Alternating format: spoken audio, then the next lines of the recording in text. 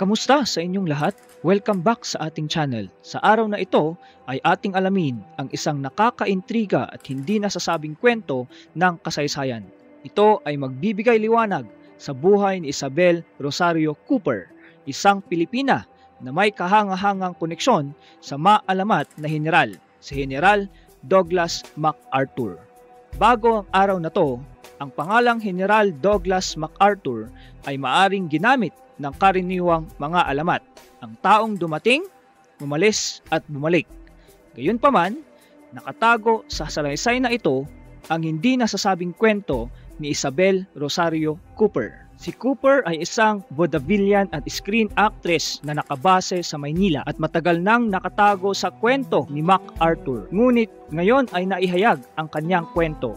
Salamat kay Professor Bernadette Vicuna Gonzales. Ang aklat ni Professor Gonzales, ang Empire Mistress na pinagbibidahan ni Isabel Rosario Cooper, ay nagdala sa buhay ni Cooper ng kasikatan at ginawa siyang nangungunang billing star na nararapat lamang sa kanya. Si Cooper ay isang modernong babae sa kanyang panahon, ngunit ang kanyang kwento ay isa sa pakikibaka at pagiging komplikado. Si Isabel Cooper na ipinanganak noong 1912 ay anak ni Isaac Cooper, isang puting Amerikano mula sa Wisconsin, USA na dumating sa Pilipinas noong digmaang Espanyol at Amerikano. Ang buhay ni Isaac Cooper sa Pilipinas ay sumasalamin sa panahon ng kolonisasyon ng mga Amerikano sa Kapuluan. Ang relasyon ni Isaac Cooper kay Protasio Rubin, isang Pilipina, ay nagdulot ng mga katanungan tungkol sa pag-ibig, kapangyarihan at impluwensya. Hinanap ni Gonzales kung paano ang kasal ni Ruben sa isang puting tao na lumaban sa batas at hinamon ang tradisyonal na mga tungkulin. Ang pagpasok ni General MacArthur sa buhay ni Isabel Cooper ay dumating noong siya ay isang batang tenyente sa Pilipinas. Ang kanilang relasyon ay minarkahan ng isang makabuluhang agwat sa edad na nagbibigay diin sa dynamics ng kapangyarihan sa pag-iibigan. Ang mga liham ni MacArthur kay Cooper na itinago at protektado ng copyright ay nagpapakita ng kanyang madamdaming saloobin para sa kanya. Ang mga liham na ito ay nagbibigay ng pananaw sa kanilang natatanging koneksyon at ang epekto nito kay MacArthur. Pagkalipas ng 5 taon ay natapos ang pag-iibigan na humantong sa muling pag-acting ni Cooper bilang Chabing at ang kanyang pagbabalik sa Hollywood.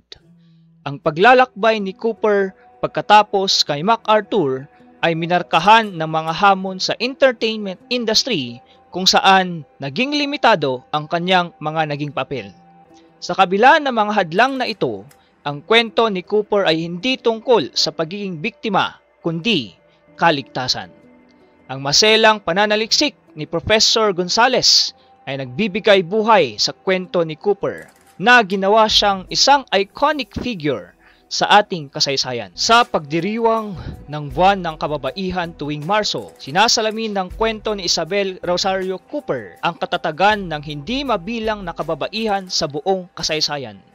Ang kanyang salaysay ay sumasalamin sa mga komplikado ng kolonyal na kasaysayan at ang matibay na diwa ng mga kababaihan na humarap sa kahirapan.